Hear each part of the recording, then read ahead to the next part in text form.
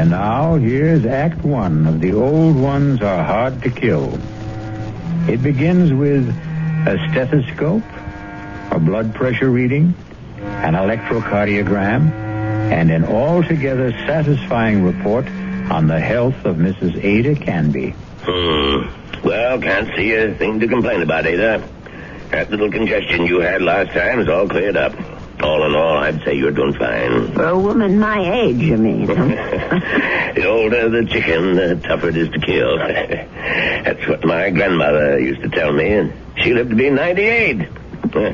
Speaking of relatives, you see much of Walter. My grandson? Oh, the usual once-a-year visit. And he always comes up with the same complaint. What's that? That I shouldn't be living all alone. That big house of yours must get pretty lonely sometimes. Well, the truth is, Dr. George, I'm not alone there. You're not? I decided to take in a boarder last month. Really? I haven't written Walter about it. I'm sure he'd object to my taking in a stranger, but there's really nothing wrong with Mr. Paulson, except his health, maybe. His health? What's wrong with him? Oh, the poor man's had a terrible cold for the past 2 weeks. Won't let me do a thing for him, though. Well, where did you meet this Mr. Paulson? He answered the ad I ran. He's just back from South America. Been living in Brazil for years. He's a very nice gentleman, really. He keeps himself and tends his birds. He has the loveliest blue parakeets. You can hear them chirping all over the house. Oh, it's the friendliest sound. Well, I don't see anything wrong with what you're doing, Ada. Just make sure you don't go and catch the man's cold. Well, there's not much chance of that. The poor man hardly ever leaves his room. Well, how much do I owe you? I'll send you the bill. I'm sure you'll forget all about it. Promise me you'll send it.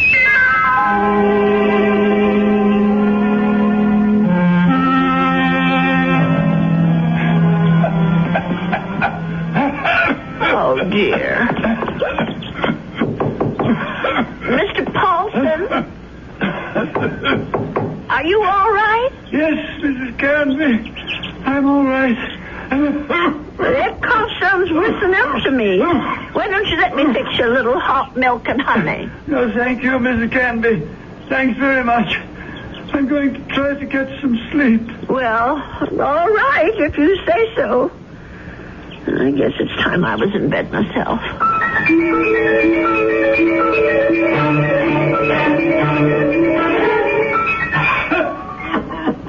Oh, my, listen to that poor man. I wonder if he keeps his birds awake, too. Mrs. Canby, please. For heaven's sake, is he calling me? Mrs. Canby! He is calling me. I'm coming, Mr. Paulson. Oh, no. Where are those darn slippers? I'll be right there. What is it, Mr. Paulson? What's the matter? Mrs. Canby. Mr. Paulson, just look at you. Why didn't you tell me you were so sick? I would have called a doctor. No, too late now. Too late. I know a very good doctor. I saw him only this afternoon. I'll go and call him right now. No, please, listen to me. Well, I've got to get help for you, Mr. Paulson. I'm dying. Confession. Well, do you want a priest? Is that what you want? Richardson murdered 10 years ago. What? Murder. I did it. I killed him for money. I was paid. Did you hear me? Oh, Lord. Mr. Paulson, do you know what you're saying? Do you understand me? Lindell is innocent. I killed Richardson, not Lindell. Well, let me get help. You can tell them yourself, Mr. Paulson, and the police and the doctor. You tell them, please. Tell them to free Lindell. He's innocent. Tell them I'm the one who killed Richardson 10 years ago. Oh, I don't know anything about such things, and I don't want to. I did it. I killed Richardson. I did it. I don't want to hear it. Please don't tell me. Please. Mr. Paulson, Mr. Paulson? Oh, dear God, I think he's gone.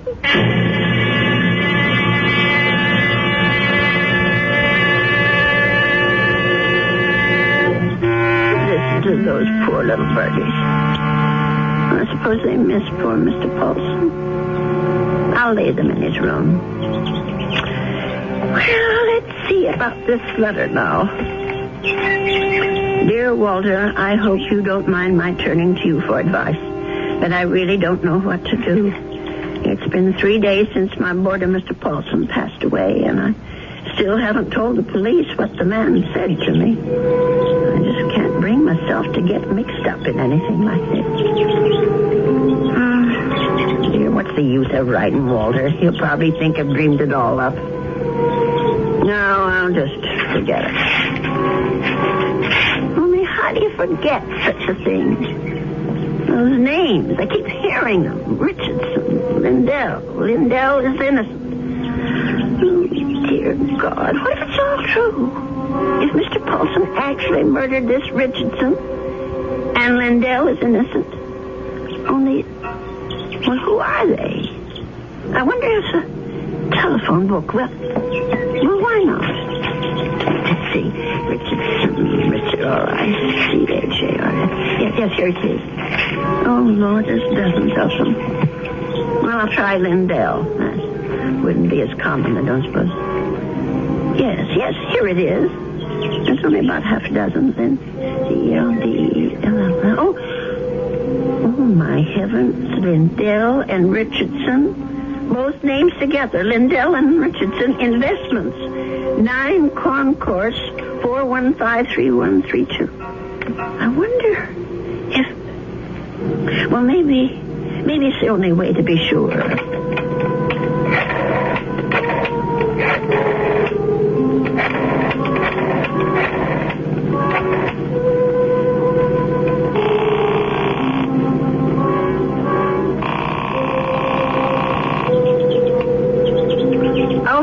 Hello? May I speak to Mr. Lindell? He isn't? Well, then what about Mr. Richardson? Oh, I see. Well, is there someone there I can speak to? Yes, please. Thank you. Hello. This is Mr. Chelton. May I be of service? Well, maybe you can. I want to know about your Mr. Richardson, about when he died. I think I did business with him once, a long time ago. Well, it's 10 years, madam, just about. But if you're interested in investment advice... Well, I'll think about it. Thank you very much. 10 years. Well, it could be a coincidence. I guess it all depends on how he died.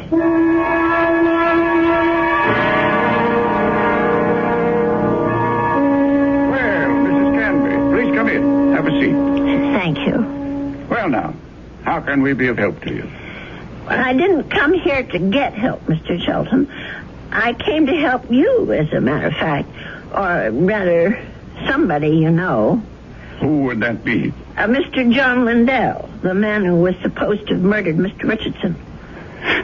I'm afraid I'm not following you. Well, it took me all week to find out what happened to those two men, and finally I found the story in the old newspaper room down at the library about Mr. Lindell being indicted for killing his partner. But I'm sure you know the whole story a lot better than I do. Well, of course I know the story, but that was quite a long time ago, Mrs. Canby. 10 years doesn't seem so long when you're my age. Anyway, the point is that I can help your Mr. Lindell, only I can't do it alone. Did you know John Lindell? No, I didn't. Nor Mr. Richardson, for that matter. The man I knew was named Paulson. Who? I rented a room to Mr. Paulson, and he died about 8 days ago of pneumonia. I was there when it happened. Well, that's unfortunate, but... Before he died, Mr. Paulson told me something about Mr. Richardson's murder. He said Mr. Lindell hadn't been responsible, that he, Mr. Paulson, had committed it. For money. Oh, Mrs. Canby, listen to me. It was this man Lindell that bothered him. The fact that he was in prison for something he didn't do. I thought I should tell you this, Mr. Shelton, because you knew both of these gentlemen. It said so in the newspaper. Mrs. Canby, my dear woman. What? I don't know what silly story you heard, but it's completely wrong. There wasn't any question about what happened. This boarder of yours, whatever his name is, merely had an obsession. Well, just the same, I thought you could follow through on this business. Yeah. Tell the police. Because if it is true, Mr. Lindell should be freed. On evidence like that? Well, I don't know anything about evidence. I'm just telling you what I heard.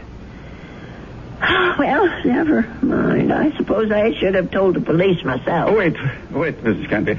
Let me put your mind at rest. John Lindell is no longer in prison. He isn't? He's dead, Mrs. Canby. He's been dead for the last 3 years. Oh. He wasn't a young man when all this happened, when he accused his partner, Fred Richardson, of defrauding him and shot him dead. He died? In prison?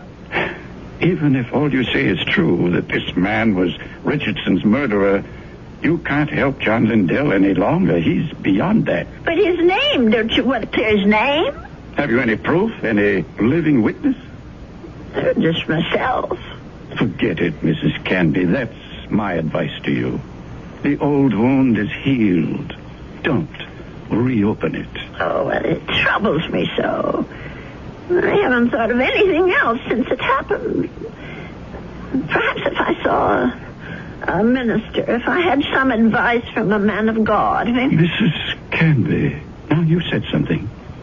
Now you've shown me the way. That's where our answer lies, dear woman, in prayer. Mm-hmm. In the forgiveness of our dear Lord. Will you pray with me, Mrs. Canby? Pray? Here? Why not? God is everywhere. Please, join me. Dear Lord, tell us what to do. Give us your divine guidance. Show us the path to righteousness. Mr. Shelton, Help us, O Lord. Help us to understand. Teach us to forgive the sins of others and to forget them. To forget. I feel much better now, Mrs. Canby. Do you? I'm not sure. Let us turn this matter over to God, Mrs. Canby. Not to the police, but to the Lord. It's in His hands now. Don't you agree? Well, in a way, that's true. Since they're dead now. All of them.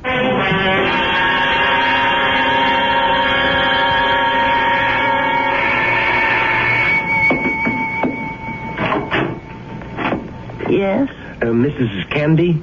Yes? My name's Stuart Winfield, Mrs. Canby. I understand you have a room for rent? Yes, I do. Well, I'm new in town. I just arrived from Philadelphia. I've been staying at a hotel, but I'd like something homier. Well, the room I have is $35 a week. I can't offer you any meals, but you can use the kitchen all you want. Well, that sounds good to me. Would you like to see the room? Yes, ma'am, I sure would. Well, come on in then. Thank you. By the way, how did you know I had a room for rent? I was going to place an ad this weekend. Oh, I guess someone at the hotel mentioned it. I forget just who. Say, this is a real fine old house, Mrs. Canby. Mm-hmm. I can see that I'm going to like this place. Just fine.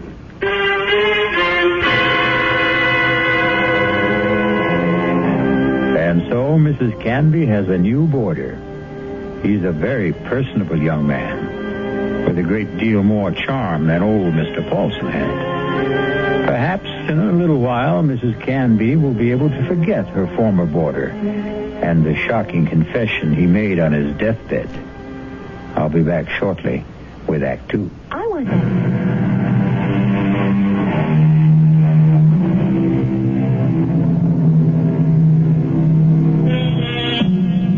Stu Winfield took no time at all to make himself at home in Ada Canby's big old house. He loved everything about his room. The fine old four-poster bed, the crazy quilt that Ada herself had sewn up 40 years ago, the lace curtains on the window. He even loved Mr. Paulson's blue parakeets. But what he really seemed to like best was Mrs. Canby herself. Just take me 2 minutes to get these clean sheets on the bed, Mr. Here, let me give you a hand. No, I can manage. I've been making this bed for almost 50 years. 50? You've lived in this house that long? Moved in here when I got married back in 1919. My husband David bought it for us. Our only son Ralph was born in it. And you've lost them both? Yes, they're both dead, but I haven't lost them. Oh, yes, I understand, Mrs. Canby. I guess I feel that way about my mom. Your mother's dead? Yes, she died when I was 2. Oh. Listen, Mr. Winfield, are you sure you want these birds in your room? I could take them to the parlor if you want. No, I think they're great. I think everything's great about this house. But there is something you can do for me. What's that? Would you mind not calling me Mr. Winfield? Oh? That's what they call my father. My name's Stuart. Well, all right, Stuart.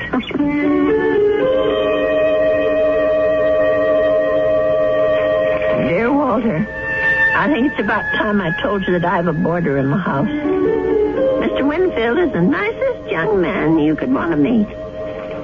He's a great deal friendlier than my first gentleman, Mr. Paulson, and he seems to like nothing better than to sit around evenings and talk. We talk about his home and his parents and his plans for the future. I think the poor boy misses his home and family, and I'm sort of a substitute for all that.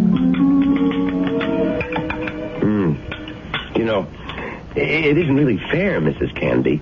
You said I had kitchen privileges, but that doesn't mean you have to cook for me. Well, it's a pleasure, Stuart. I haven't had anyone to cook for in years. You're kidding. You mean to say you cook this good without practice? Oh, you're just being nice. I'm sure that stew is just plain ordinary. It's terrific, no kidding. It tastes like, well, it tastes like home, if you know what I mean. It depends on whose home you mean. Well, my mom cooks stews like this. That's what I meant. Your mom? Well, but she died when you were only 2. Oh, well, I guess I didn't mean my mom exactly.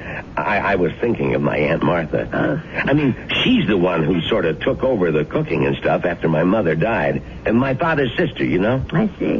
Well, that was lucky that you had someone to take her place. Yeah, that's right.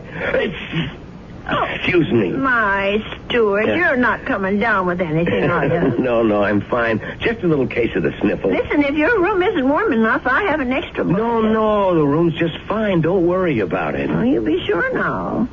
I know I felt a little guilty about poor Mr. Paulson when he got sick. Maybe I didn't take good enough care of him. Paulson? Mm-hmm. Was that your former boarder, the bird lover? Yes, that was his name, the poor man. Tell me about him. Well, I don't really know that much about him. He lived here less than 2 months. Well, what sort of a guy was he? Well, very quiet. He kept to himself. Did you say he was from South America? I don't remember if I did or not. Well, you must have said it. Yes, of course. He was American, but he'd been living in Brazil. I don't know why exactly. Although, come to think of it, maybe I do.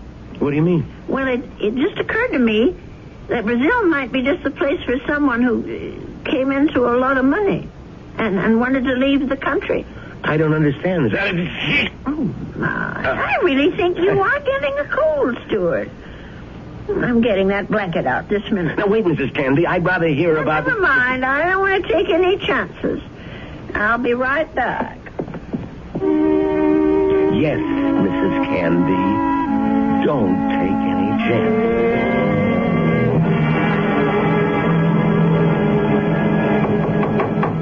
Stuart? Yes? Come in. I brought you a tray, Stuart. Oh. No, you shouldn't have gone to all that trouble, Mrs. Canby. Wasn't the least bit of trouble. Besides, you've got to have some supper. Feed a cold and starve a fever. That's what I mean, I was going to come out to the kitchen and get myself a sandwich or something. You didn't have to bring it to me. Oh, look at that. Is that roast chicken? Well, that's what it's supposed to be. I hope it tastes all right. Noodle soup with dumplings. Mrs. Canby, you're spoiling me rotten. Do you know that? Yeah, I just thought it'd be a good idea if you stayed in bed and took it easy. You weren't planning to go out tonight, were you? No, I was just going to stay in and read for a while. Maybe watch television. Oh, that's good. Here, I'll just set this tray down. Oh, the service here is just too good. Oh, we never finished our talk the other day about that boarder of yours, Mr. Paulson. Well, there's not much to say about him, really. Well, you said something about his living in South America. You said you thought you understood why he was living there. Sounded real interesting. Well, the truth is, Stuart, there is something to tell about Mr. Paulson. Maybe you can help me feel better about it all. About what? I'm not going to tell you if you don't eat. All right, Mrs. Canby, I'll eat. Well, it happened just about 3 weeks ago.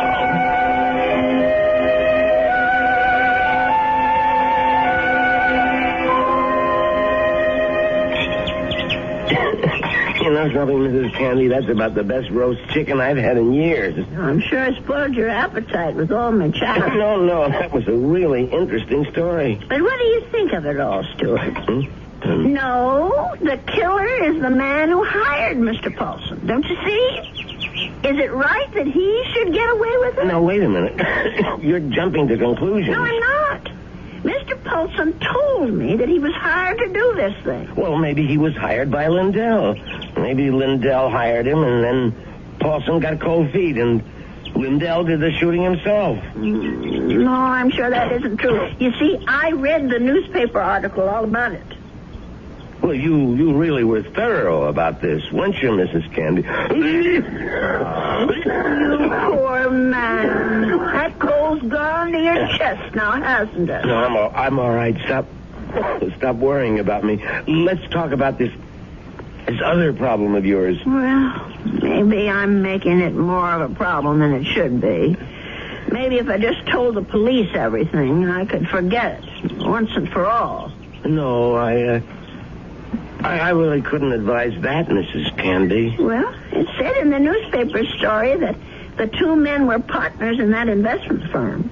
Mr. Lindell thought that his partner Richardson was cheating, taking money out of the firm, and that's why he's supposed to have shot him.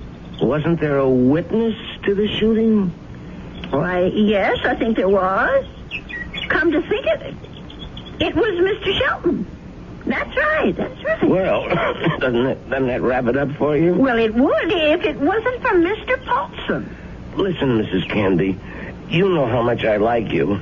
Why, in just a few days, you're more like family to me than my Aunt Martha ever was. Well, it's nice of you to say, Stuart. And that's why I want you to listen to me about this. That's why I want you to forget about this whole foolish thing. And listen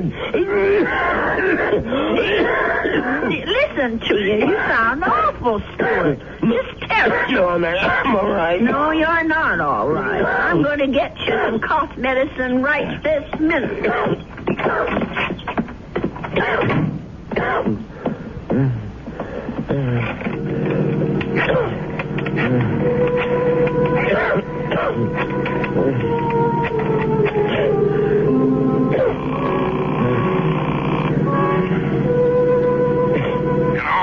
Mr. Shelton, it's me, Winfield. Well, what's happening? I think I better stick around for a few more days, Mr. Shelton. The old lady's beginning to get fidgety, if you know what I mean.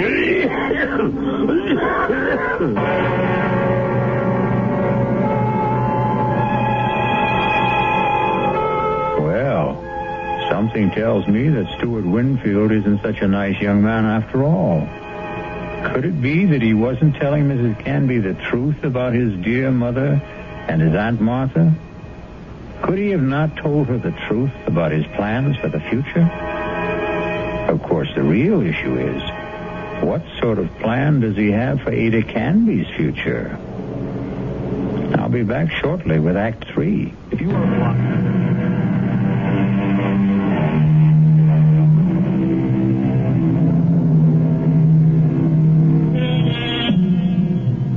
Mrs. Canby. She isn't sleeping well tonight. But of course, Mrs. Canby has good reasons for insomnia. Her thoughts are whirling. Reporter Stewart was right. She doesn't want the bother of going to the police. And she firmly believes in the old adage, if you don't trouble, trouble won't trouble you. But still... Oh, my. I'm just never going to get to sleep tonight. Poor Stuart. He's still coughing. I'm sure that room is just too drafty. I never should have let any boarders in until I got the windows fixed. Oh, dear. That poor boy. I'll never forget the terrible night Mr. Paulson was coughing so badly. Huh? And the way he looked, all gray and shrunken. If only I knew he was so sick. No. If only he'd never even come to this house. Mrs. Canby, I killed Richardson. I did it. Do I ever forget the sound of that man's voice? Lindell is innocent. Lindell is innocent. That poor man. All the years he spent in jail for something he didn't do. Let sleeping dogs lie, Mrs. Canby. My Aunt Martha always said, let sleeping dogs lie. Oh, if only I could get some sleep. Let us turn this matter over to God, Mrs. Canby. Not to the police. Not to the police. Not to the police. What a strange man he is, Mr. Shelton. The way he talked about God, praying at his desk. Of course, God is everywhere, but his desk. I killed Richardson. I murdered him for money. I was paid. Paid? Someone had to pay him.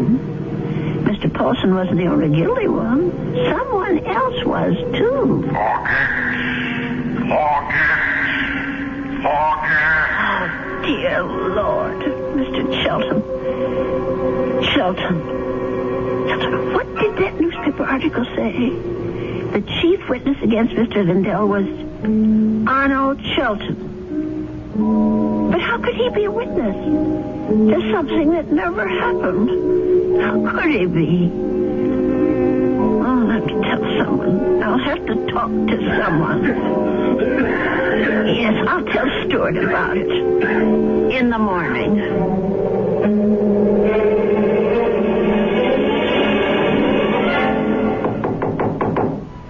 Stuart, are you awake? Yes, I'm up, Mrs. Canby. Come in.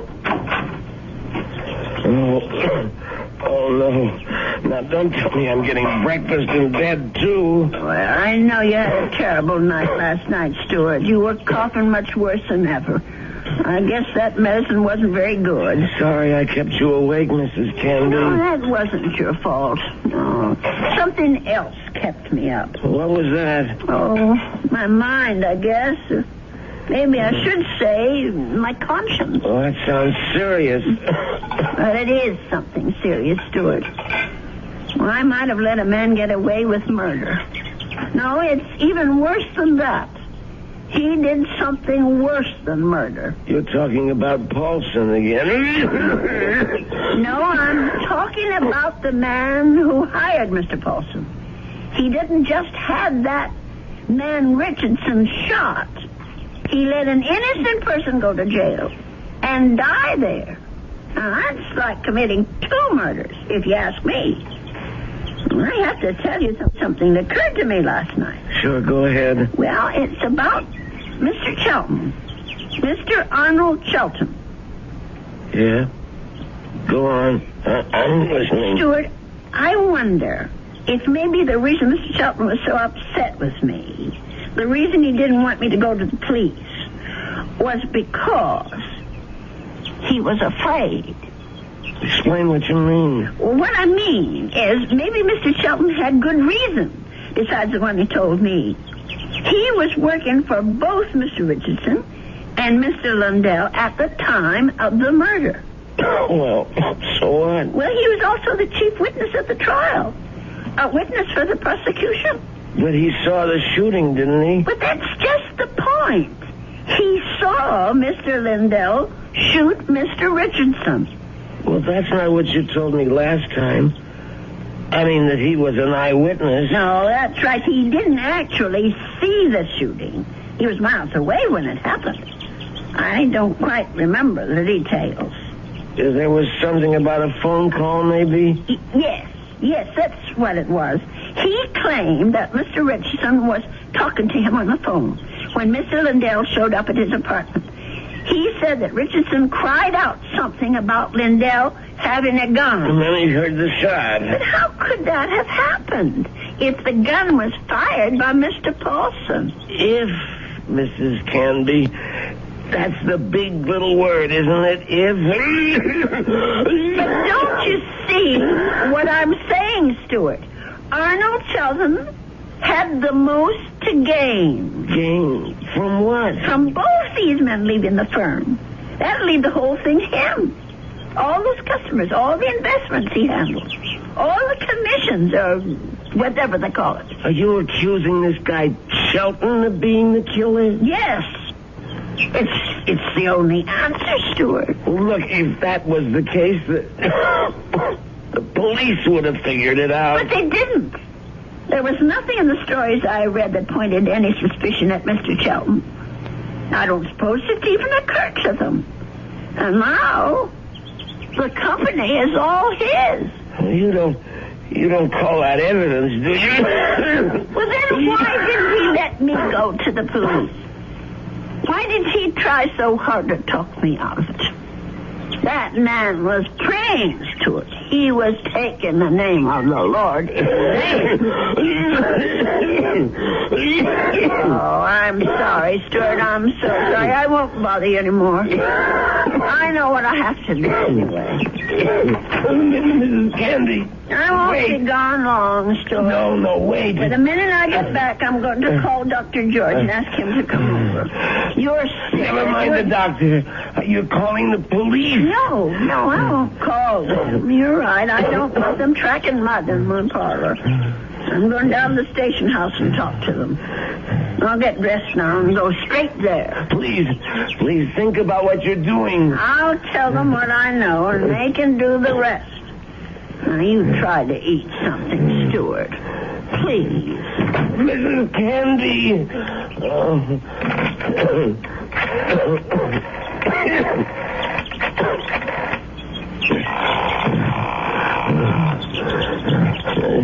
Sheldon? What is this, Winfield? I told you not to call me at the office. It's an emergency. You sound terrible. What's the matter with you? I'm sick. Only you're going to be a lot sicker. What are you talking about? The old lady. I can't stop her. She's decided to talk. What? She figured it out. Figured out exactly what you did, Sheldon, and how you did it. You fool. You've got to stop her. Do you hear me? That wasn't part of the deal, Sheldon. It's all of the deal now. The price didn't include anything like that. The price just doubled. Old ladies are always having accidents. Make her have one. Make her have one now, Winfield. All right. She's gonna have a fall down the cellar steps. Right now. I gotta get my robe on and my slippers. I gotta hurry.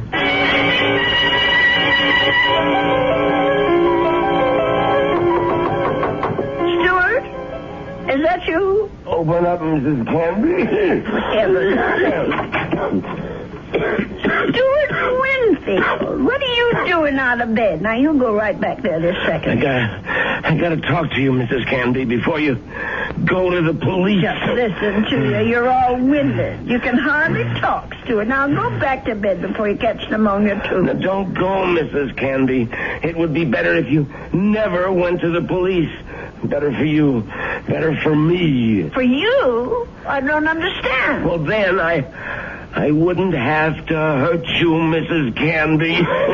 That's what I mean. I wouldn't have to do anything bad to you. Stuart, what in the world are you talking about? Come on, old lady. You're smart, all right. You really think things through. So now, think a little harder. You knew? Stuart, you knew about Mr. Paulson. That's right. That's how you knew my room was surrendered, because Mr. Shelton told you. Now you're getting there, Mrs. Canby. That's why you rented it. That's why you were sent here. Just to watch you, Mrs. Canby. Just to see that you stayed sensible. Mr. Shelton did. I was hoping you'd never change your mind about calling the police. I didn't want this part of it. This isn't the part I like. Let me go, Stuart. Just relax, Mrs. Canby. Just take it easy. Please, Why, you're as light as a feather, Mrs. Canby. Just like my Aunt Martha would have been if I had an Aunt Martha. Please, let me down. Please. We've got a date now, Mrs. Canby. Let me go. Let me go. Put up such a fight, Mrs. Canby.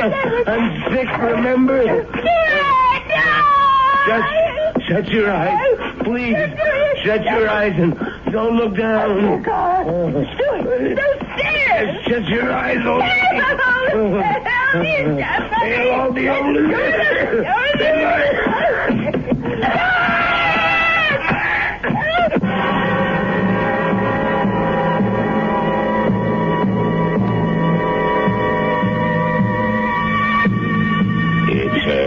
It's all right now, Ada. Just be glad that it wasn't you at the bottom of those stairs. Well, will he be all right, Dr. George? Now, what do you want to worry about that man for? Truth is, his injuries don't amount to very much. A couple of broken ribs seem to be the worst of it. But he'll be a patient for some time before they can put him in prison where he belongs. Him and his friend. What was that man's name again? You mean Mr. Chelton? Have they arrested him? Yeah. That's what the police detective said. I don't understand. Stuart's injuries aren't serious. It's not the fall that made Winfield so sick. His case was diagnosed as simple pneumonia at first. And then I remembered about your first boarder. Nelson, was it? No, Paulson. Yes, Paulson. But he had pneumonia, too. He died of it. Oh, is pneumonia contagious? Yes, it is, but this disease was even more contagious. It's a pneumonia caused by a disease called psittacosis, better known as parrot fever. You get it from sick birds, like the parakeets in your spare room. Oh, no. Mr. Paulson's bird. Sorry, Ada, but they had to be taken out and destroyed. Oh, what a shame. There's one reason I feel sorry for them. They saved your life. Made Mr. Winfield too weak even to throw a little old lady down a flight of steps.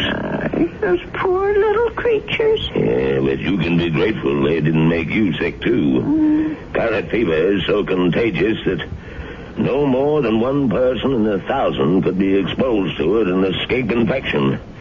It was pretty darn close to a miracle, Ada. They're hard to kill, Doctor. Remember? The old ones are hard to kill.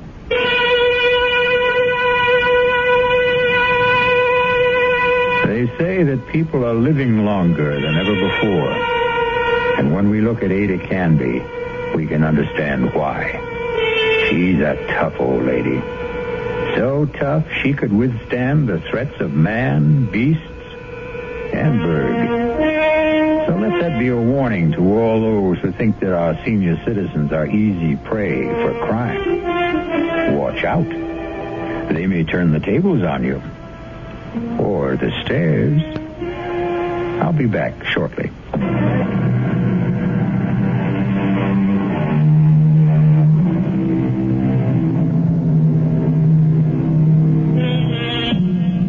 We have one final comment for you on behalf of Ada Canby and old people everywhere. There's a saying There's no fool like an old fool. But it's also true that there's no wisdom and strength like old wisdom and strength. There. Does that make you feel better about your next birthday? Our cast included Agnes Moorehead, Leon Janney, and Roger DeKoven. The entire production was under the direction of Hyman Brown. This is E.G. Marshall inviting you to return to our Mystery Theater for another adventure in the macabre. Until next time, pleasant dreams.